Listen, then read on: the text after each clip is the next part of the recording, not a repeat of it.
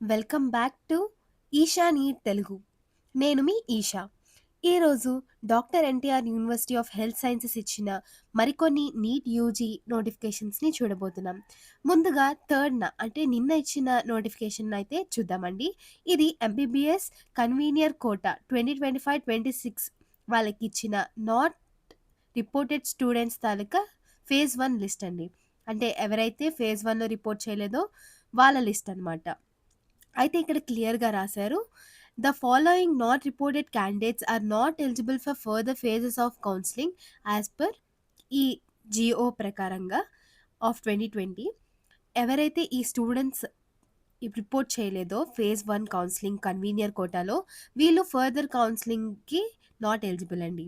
So, ఇక్కడ చూసినట్లయితే 75 students అయితే ఉన్నారు టోటల్‌గా. ఈ 75 స్టూడెంట్స్ ఫర్దర్ కౌన్సెలింగ్‌కి not eligible in state quota.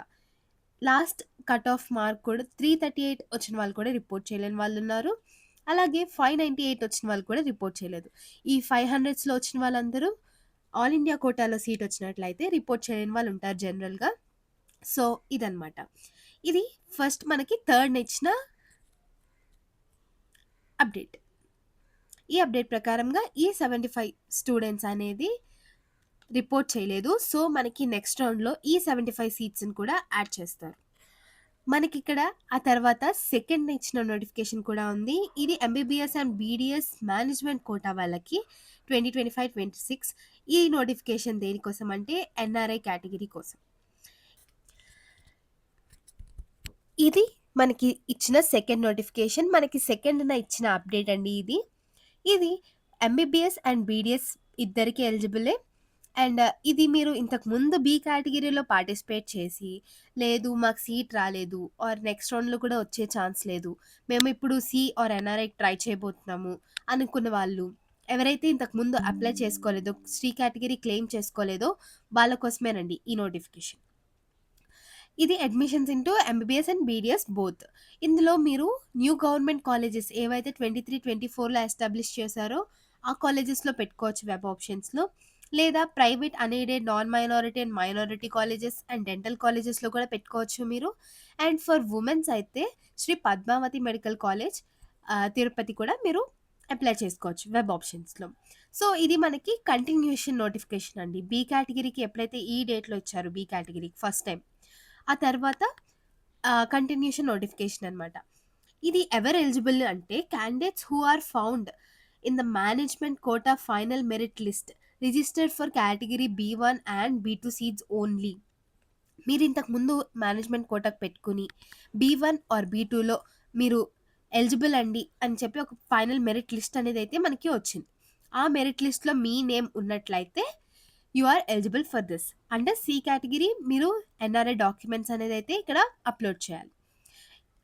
Relevant NRI documents upload చేసిన తర్వాత మీ లాగిన్ ద్వారానే ఏదైతే మీరు బి కేటగిరీకి లాగిన్ చేసుకున్నారో ఐడీ, సేమ్ ఐడీ ద్వారా మీరు లేట్ ఫీజ్ కట్టాలి. లేట్ ఫీజ్ కట్టి ఇది మీరు క్లెయిమ్ చేసుకోవచ్చు. Availability of online submission of documents claiming NRI with late fees. So, late fees వచ్చేసి 5,900 ఇంక్లూడింగ్ జీఎస్టీ 18%. ఈ జీఎస్టీ 18% కలిపి మీకు 6 అనుకోండి. అప్రాక్స్ 6 మీరు కార్డ్ పేమెంట్ చేస్తే మీకు ఎక్కువ చూపిస్తుంది. ఒక ₹150. ఆహ్, మీకు 6,000 అలా పడుతుంది. ఇది ఎప్పటి నుంచి అప్లై చేసుకోవచ్చు అనుకున్నట్లయితే నిన్న అంటే థర్డ్ నుంచి 10 AM నుంచి అప్ టు 8థ్ మీరు 8థ్ సాయంత్రం 3 PM వరకు అయితే మీరు చేసుకోవచ్చు. ఇది ఎక్కడ చేసుకోవాలి అండి అన్నట్లయితే సేమ్ మీరు ఎక్కడైతే డాక్టర్ ఎన్టీఆర్ యూహెచ్ఎస్ ద్వారా రిజిస్టర్ అయ్యారో, లేదంటే యూజీ అడ్మిషన్స్ ద్వారా ఆన్‌లైన్‌లో రిజిస్టర్ అయ్యారో సేమ్ మీ ఐడీ లాగిన్ చేసి మీరు లేట్ ఫీజ్ పే చేసి ఎన్ఆర్ఐ డాక్యుమెంట్స్ అనేది మస్ట్ అండి.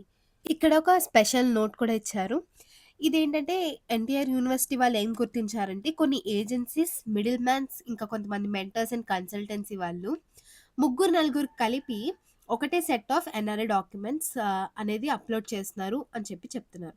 అంటే సేమ్ డాక్యుమెంట్ అంటే ఒకరే ఎన్ఆర్ఐ ద్వారా ముగ్గురు, నలుగురు స్పాన్సర్ చేయబడ్డారు అన్నట్టుగా చూపిస్తున్నారు. అలాంటి డాక్యుమెంట్స్ వాలిడ్ చేయబడవు అని చెప్తున్నారు. For both MBBS and BDS. ఇక్కడ బేసిక్‌గా ఏం జరుగుతున్నది అంటే కన్సల్టెన్సీ వాళ్ళు ఈథర్ ఫోర్సిబుల్లీ ఆర్ లేదంటే మేము ఒప్పుకుంటున్నాము అనుకున్నట్లయితే మీకు ఎన్ఆర్ఐ డాక్యుమెంట్స్ మేమే తెప్పిస్తామండి అని చెప్పిన వాళ్ళుంటారు కదా!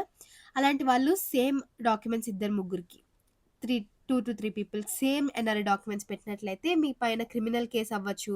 Both candidate, parent, even the ఆహ్, గార్డియన్ వీళ్ళందరి మీద కూడా క్రిమినల్ కేసెస్ అవ్వచ్చు అని చెప్తున్నారు. అండ్ ఫర్దర్‌గా మీరు కౌన్సెలింగ్‌లో పార్టిసిపేట్ చేసే ఛాన్స్ కూడా ఉండదు.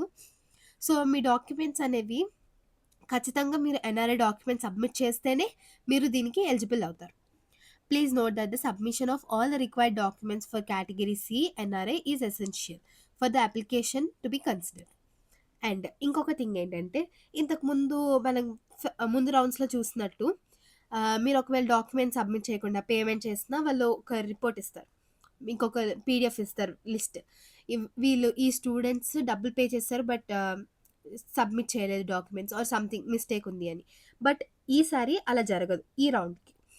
So, please scan all the documents and upload the same. No request to reupload will be entertained after closure. మీరు ఒకసారి క్లోజ్ అయిపోయిన తర్వాత మీకు మళ్ళీ రీ-అప్లోడ్ చేయని డాక్యుమెంట్స్ అనేదైతే జరగదు. మీకు ఒకవేళ అప్లికేషన్ ఫిల్ చేసినప్పుడు గానీ, ఏమైనా డౌట్స్ ఉన్నా, క్లారిఫికేషన్ కావాలనుకున్నా, లేదంటే ఏదైనా టెక్నికల్ ఇష్యూస్ ఉన్నా, గేట్‌వే ఆఫ్ పేమెంట్ అంటే పేమెంట్ మీకు డిలే అయినా, లేదంటే పేమెంట్ అయిపోయిన తర్వాత సక్సెస్‌ఫుల్ అని చూపించకపోయినా, మీరిక్కడ కిందనిచ్చిన ఈ ఈమెయిల్ గానీ ఆర్ ఈ నంబర్స్‌ని కానీ మీరు రీచ్ ఔట్ అవ్వచ్చు. దీనికి కూడా టైమింగ్స్ ఉంటాయండి. 10 ఏఎం నుంచి 6 పీఎం వరకు.